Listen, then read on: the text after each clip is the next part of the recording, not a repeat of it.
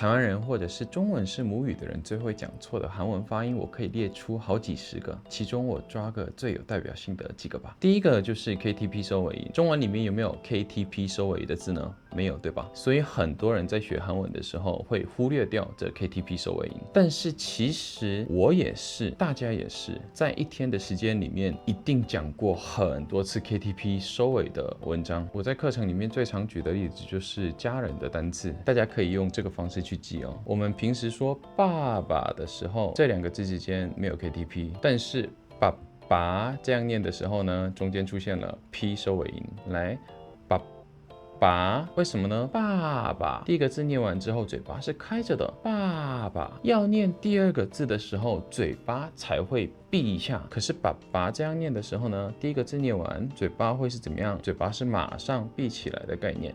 大家可以这样比较，爸。那爸爸这是 P 收尾音，那我们来看一下 T 收尾音。T 收尾音的话，弟弟跟姐姐，但是因为姐姐的话音比较多，所以弟弟其实比较好练习。弟弟这样的话就没有出现 T 收尾音，但是弟这个时候就出现 T 收尾音了。这个时候我们用的是舌头。弟弟这样念的时候呢，第一个字念完，舌头还没有顶上去，但是弟这样念的时候呢，第一个字一念完，舌头就马上顶上去了，对吧？这个就是 T 收尾音。所以我们第一个字念完之后，第二个字可以慢一点。我们先赶快让舌头顶上去之后呢，感觉一下那个 T 收尾音，滴 ，OK。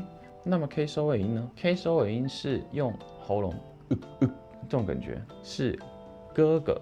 来，哥哥，这样的话就没有出现 K 收尾音哦。第一个字念完之后，喉咙还是开着的，但是哥这样念的话，第一个字一念完就有喉咙卡住的感觉。K 收尾音比较难一点点，大家没有刻意去练之前会感觉到比较难，所以大家 K 收尾音要多练一点哦。一开始要学韩文 KTP 收尾音的时候呢，会感觉到比较难，但是爸爸、哥哥、弟弟这些词汇大家都原本就会的嘛，大家要用这个方式去练习，大家要用这个方式感觉一下这个 KTP 收尾音之后要怎么去应用，就是慢慢练习，把前面的字改掉。例如说一开始是爸爸，然后呢阿爸五八，这样一个一个改掉，以此类推。所以发音这种东西不是用听力，是有技巧的，懂了吗？那么还有一些发音，其他的我就等一下中间再放哦。好的，那我想请问大家，大家在学习韩文的时候是透过听力、阅读、口说还是写作哪一种方式学习的呢？我觉得在台湾，我问10个年轻的朋友们的话，我想大概10个人都会回答听力，好像都没有别的答案。那么我想请问一下，会其他语言的同学们，例如说会日文的朋友们，你们都是纯粹靠听力学会的吗？当然，确实有很多人是因为长期看动漫，只是靠听力就能掌握一定程度的日文了。但是通常这类朋友们的问题点在哪里呢？举个例子的话，如果叫那些人用日文说，我将为了守护这个世界而战，这种句子应该没有什么问题。只是用动漫学日文的人呢，你叫他赶快翻译，这个可以免费拿吗？这种生活的对话，他可能会突然宕机。他甚至想了一下之后，可能会翻译成是这从现在起就是我的了。这样，其实我在台湾也看过韩文真的超级好的人。很好玩的是，他们的特征也是从来没有去过补习班啊，这样。可是他们毕竟是少数，而且他们的共同点都是很小就接触了韩文，小时候就看着那些韩文的综艺这些长大的。而且跟动漫有点不一样的是，他们看的是综艺或者是韩剧，真的是非常生活化的那种。但即便如此，还是有一些连他们都会忽略掉的韩文的发音。一旦那些变成了习惯的话，那些错误的发音就会跟着一辈子也说不定。那么英文非常好的人，那这些人就比较多了。那些人也是指靠听力学英文的吗？绝对不可能，对吧？很多韩国人来台湾学中文的时候也是一样，文法跟单字量虽然随着时间增加，每天都在讲中文，但是发音却很难进步。过了个10年都一样，为什么？就是因为大部分的人都是以听力为主来学习的。靠听力学习的时候，你甚至不知道这个单字确切是第几声，就这样马马虎虎的带过了。而且最重要的就是一个习惯已经定型了，也没有人会帮你纠正。这是最大的问题了。反正能沟通就好了。不管是我当初学中文还是学英文的时候，最笨但是最有效率的方法，永远都是朗读。更准确的说，听力对口说真的确实是有帮助，但是对发音，我觉得也比较有帮助的是朗读。那你要会朗读的话，你就必须要会认字啊。我再强调一次哦，听力在大家开口说话的时候，扮演的是给予勇气的一个辅助性的角色。那么朗读这个东西虽然不太能够给你勇气，但是在发音上面，朗读这个东西能够起到关键性的辅助作用。所以既然大家大多是以听力为主的话，就一定要学会朗读，必须要能够大声的朗读无数个句子，并且把这些句子整串的背下来。最后呢，在生活当中实际的说出口，才能够真正的深入的掌握那门的语言。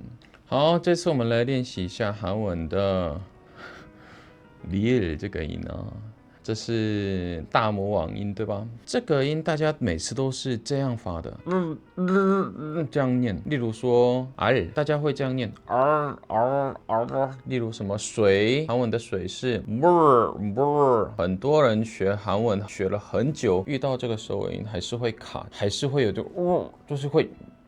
就会卡一下，这个要怎么练习？我们用 I 这个字好了。来，现在开始，大家嘴巴放松，然后最重要的是大家的舌头要完全放松。来，现在大家完全放松之后呢，舌头完全放松。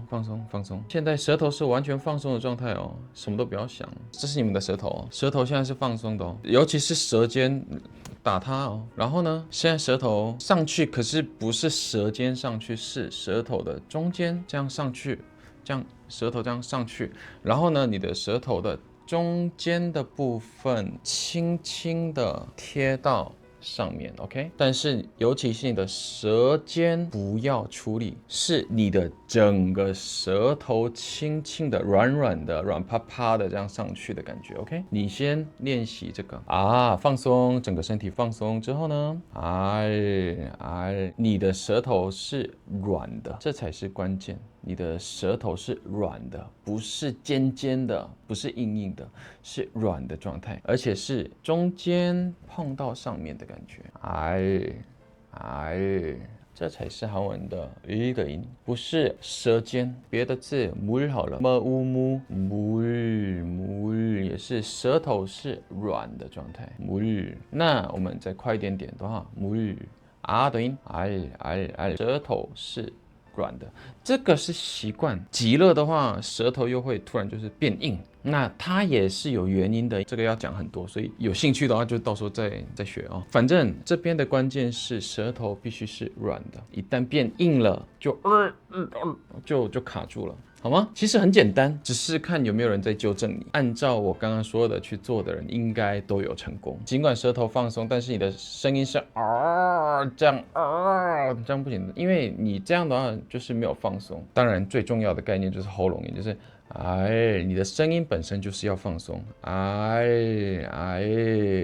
有另外一个概念就是你的舌头贴上去之后，你的声音就是要有一种从你的舌头左右两边一直出去通风的感觉。我觉得这个韩文的40音开始就真的很重要，不是大家学得很随便，应该是说从40音开始就没有很多的老师可以好好的去纠正，因为这个领域已经不是韩文的领域了，是音乐的领域，必须要听出大家的声音。而且大家知道吗？连韩国人自己也是太过自然的学韩文，所以韩文的很多的地方，连我们韩国人自己也都不理解。我举个例子哦，大家假如有学过韩文的话，应该都知道韩文的卡这个字有2种的发音，就是当它是第一个字或者是非第一个字的时候的差异。但是很有趣的是，如果你跟一般的韩国人说卡这个字有2种发音哦，那韩国人都会回答你说你在说什么？因为我们韩国人出生以来没有学过这种东西，其实就像大家没有特别用英文学过 /ㄅ/ㄇ 一样，所以不只是普通的韩国人，甚至连在韩国的很多的老师们在发音的领域，很多时候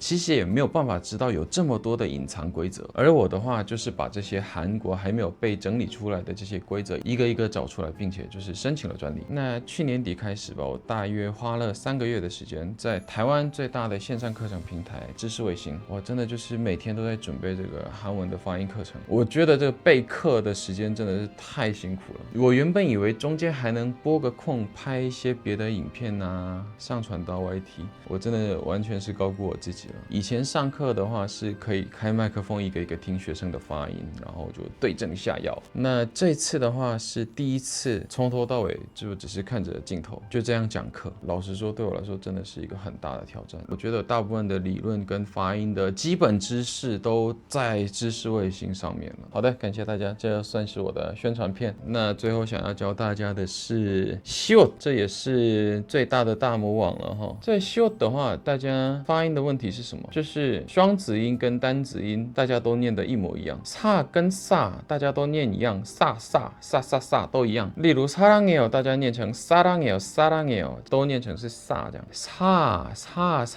要怎么练习呢？哦，这个大家到底要怎么练习才好呢？其实这个的话也是舌头的问题了。哎，这个的关键是你不能让舌头靠近你的牙齿，这是好好的发出사的关键。舌头出力，舌尖也全部都出力。然后呢，这是大家的舌头哦。现在舌头大家全部出力，然后呢完全朝下往下压，就是现在舌头这样嘛，往下压，就是往下这样压，大力压啊，往下这样压。然后呢，然后念哈哈哈哈，这样的话很像是哦，好像有病对吧？但是呢，这样练习哈哈哈哈。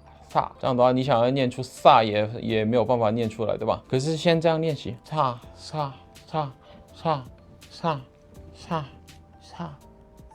然后慢慢的舌头放松，萨，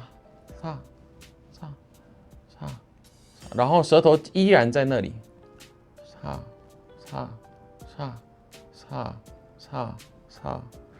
就是轻轻的，就是不要一次放掉，就是慢慢的，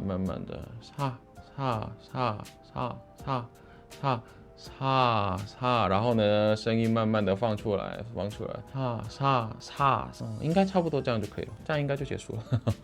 这样练习，其实我也没有在听大家的声音，可是我想这样应该就没问题了。假如我有在听你们的声音的话，应该也会用不同的方式。可是我觉得通用的方式的话，应该这样就差不多了。OK， 解决了吗？反正我现在教大家的这些东西，就只是冰山的一角而已。对韩文的发音部分有兴趣的话呢，在课堂上见。好，感谢大家，拜拜，녕。